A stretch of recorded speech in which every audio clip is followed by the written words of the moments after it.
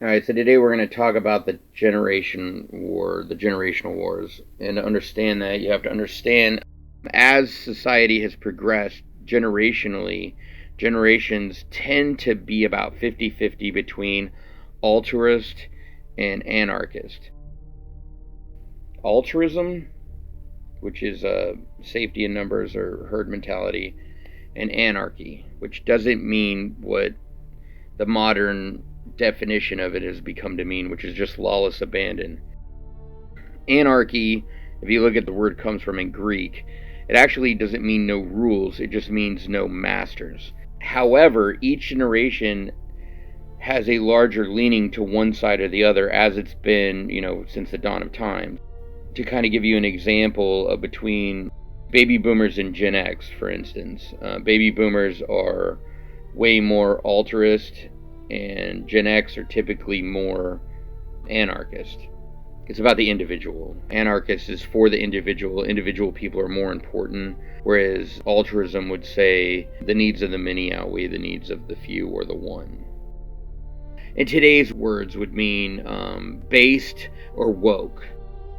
Baby boomers they're altruist, or they're overall woke. The problem is that almost the entire generation is woke.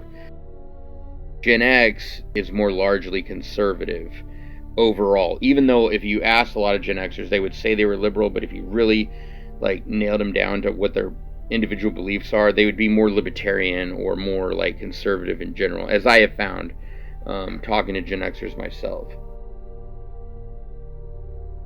Elon and Trump, right? So you have Gen X and a boomer, and they seem to be at odds these days. But it's not just those two. Kash Patel, Tulsi Gabbard, all of them are Gen Xers, and they all want to end the global war, and they want to get to the bottom of the Epstein list. But they are being blocked at every stretch, at every stop. Because of who? Because of the baby boomers. So everyone wants to know why the Epstein list hasn't come out, and it's been suggested that Trump is involved in the Epstein list, which is, very real possibility. No one can say for sure until they release the Epstein list, but Trump himself has said the reason he didn't release the JFK files is because some of his boomer buddies might be named in it and might hurt them. So if he's willing to protect over the JFK files, then he's for sure willing to protect over the Epstein files. So even if he isn't himself involved, he's out to protect other baby boomers.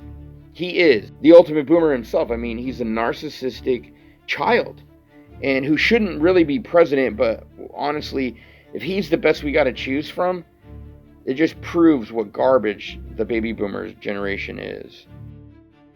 And this goes back to baby boomers protecting baby boomers like little toddlers tend to do. They'll lie and stand up for each other. Like a toddler, when a toddler writes on the wall, another toddler sees them do it, the parent comes in and says, "Who did this?" Both of them act like they don't know who did it, even though the one saw the other one do it. This is playing out in real life with baby boomers protecting themselves. And it's worse than just drawing on walls at this point.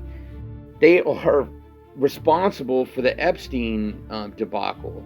All the people involved in Epstein Island, almost all of them are baby boomers, involved in the trafficking, involved in all of it, the celebrities involved in it, the politicians involved in it, the people themselves running it, all baby boomers.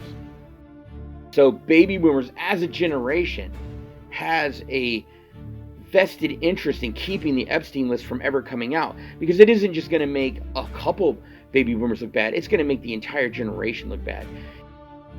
All their heroes and all the people that they want everyone to look up to are now going to be destroyed. They'll never be looked up to again.